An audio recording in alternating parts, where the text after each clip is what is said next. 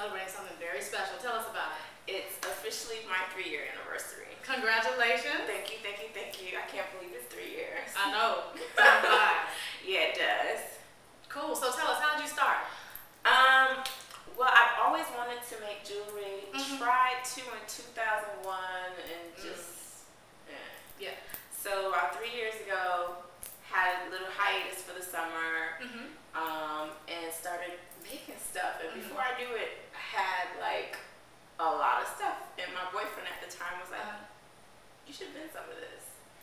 So from there, 3 years later, and here we are. Yeah.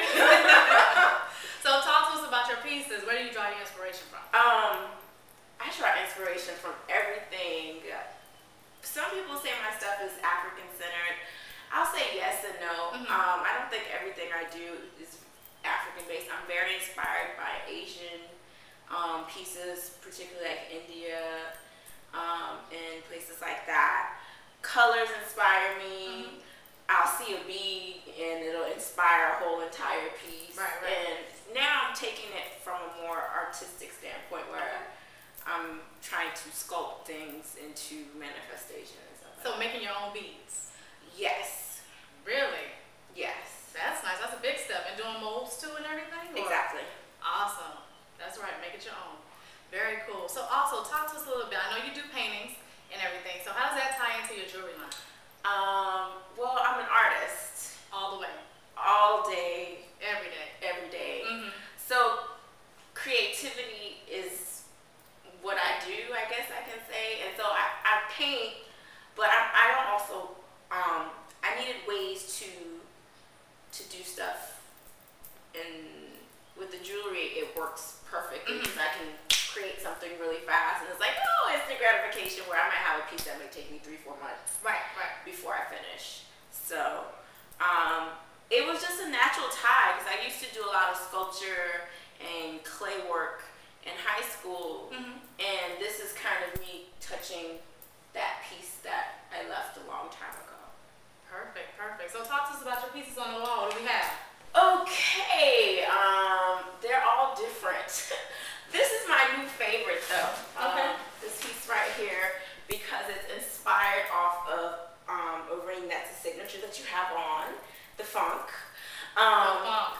And it goes nicely with my ensemble. It does, very much so. So I wanted to build a necklace that was just as funky. I had one funk version and I make one-of-a-kind pieces, so I never do the same piece twice. So with this piece, I made everything but the chain from scratch. And then I wired on the mother of pearl, and that's that. And I like this piece too, I won't lie. Yes. Because I wanted to make an ankh piece, but I didn't want an ankh piece that was just like bam, walk in the middle. Right, like what you see. Yeah, so I mean, everything has its own story. So, okay. So where can people buy your jewelry? Because I know you 3 years in, you gotta be doing something big. So where can people buy it? I have a website. You have a website? Talk to us about it. I have Nzingah.info, and then I have NzingahDesigns.com. Which is my standalone. Nzingah.info takes you to my Etsy store. She's on Etsy. That's a big one. Yeah. Love Etsy. Love Etsy. And then Nzingah Designs is my standalone website where you can see my stuff and make purchases. And then I am actually in negotiations to be in some boutiques. One in Brooklyn, confirming that, and hopefully a location in South Florida and another one in Atlanta. Awesome. So by the end of the year, I should be in a couple boutiques. Well, that's big things. Yeah. 3 years, big things. Exactly. Okay. Now, I know you dance as well. You do a little bit. You want to talk to us about your dancing? I love to dance. I love to dance. I love to dance. Unfortunately, that was just the one artistic thing that my parents did not go with at all. Push it. No, they were just like, I remember signing up for ballet and my mom had a fit. Yeah. So, you know, as an adult, I get to do what I want to do. Exactly. So I started taking African dance and traditional Haitian dance.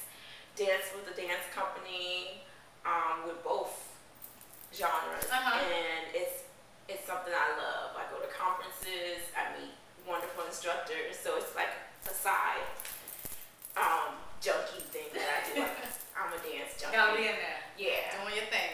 So I know one thing that a lot of people struggle with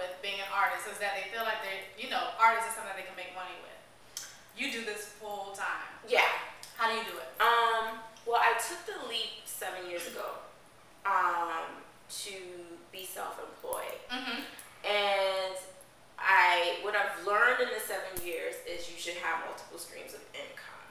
Multiple streams.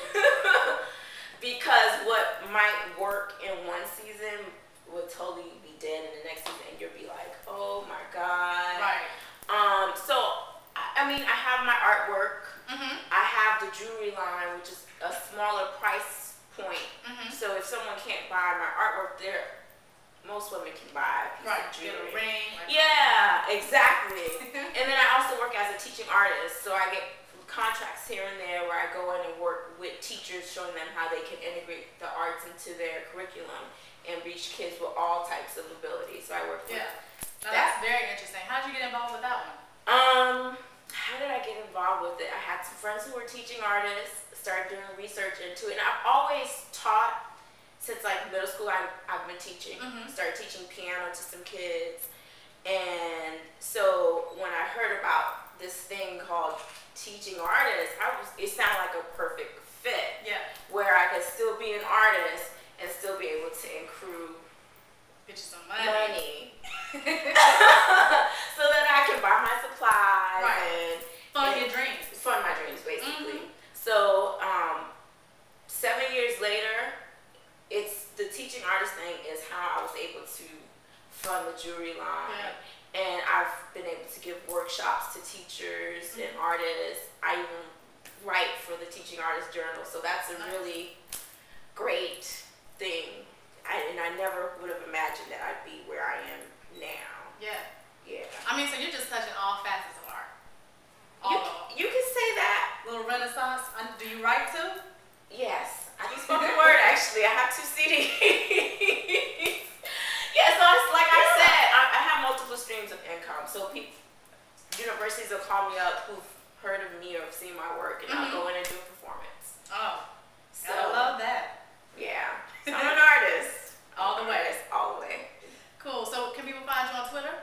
Yep. Sankofa's Child. Okay. Facebook? Okay. I'm an artist, and I realize that everyone doesn't want to know one artist. So I have, for the personal page, it's Sankofa's Child. If you want to check me out on the jewelry side of it, it's facebook.com, beauty is strength. Okay. For the artist, it's facebook.com/artist Nzingah. And then from there, if you want to find me. A lot. Yeah. Hootsuite is my best friend. Mine too. Yeah. So if you put in Nzingah, you'll find all the versions of me on there. So not only is she an artist, she's a social media mogul. I mean, you're just doing it big. I mean, you can manage it with these Hootsuite. I tell everybody Hootsuite is my best friend. No, I love it too. I saw you use it. Great. So thank you so much, Nzingah. It has been a pleasure. Thank you for coming in and sharing my creativity with the world. Yes, and we will definitely be doing it again, especially if you have a gallery showing or something. Oh yeah, I have something coming up. Yes, tell us about it. I have a show showing a new series that I'm working on at this gallery. I live in an artist community at 1310 Gallery, and it's opening in September 17th. Perfect. September 17th. Come check her out if you're in the Fort Lauderdale or Miami area. Perfect. Thank you so much. Thanks.